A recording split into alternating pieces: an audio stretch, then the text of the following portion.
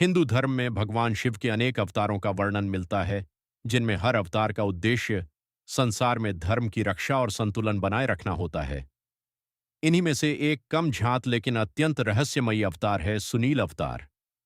प्राचीन समय में पृथ्वी पर अधर्म और अन्याय बढ़ने लगा था। दुष्ट शक्तियां कमजोर और निर्दोष लोगों को सताने लगी थीं।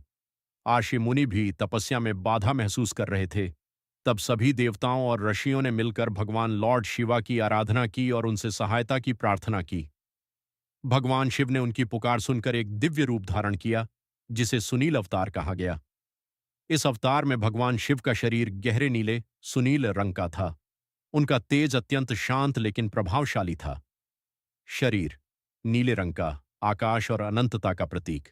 नेत्र करुणा और ज्ञान से भरे हुए स्वभाव। शांत, संतुलित और न्यायप्रिय यह रूप दर्शाता है कि शक्ति केवल क्रोध में नहीं, बल्कि शांति और धैर्य में भी होती है। सुनील अवतार में भगवान शिव ने उन सभी राक्षसों और दुष्ट शक्तियों का नाश किया जो पृथ्वी पर अत्याचार कर रहे थे। लेकिन इस अवतार की खास बात यह थी कि उन्होंने केवल युद्ध से ही नहीं, बल्कि अपने ज्ञान और दिव्य शक्ति से भी अधर्म को समाप्त किया। दुष्टों का नाश, धर्म की पुनः स्थापना, लोगों को सत्य और संयम का मार्ग दिखाना। सुनील अवतार हमें यह सिखाता है कि शांति में भी अपार शक्ति होती है। धैर्य और संयम से बड़ी समस्या हल हो सकती है।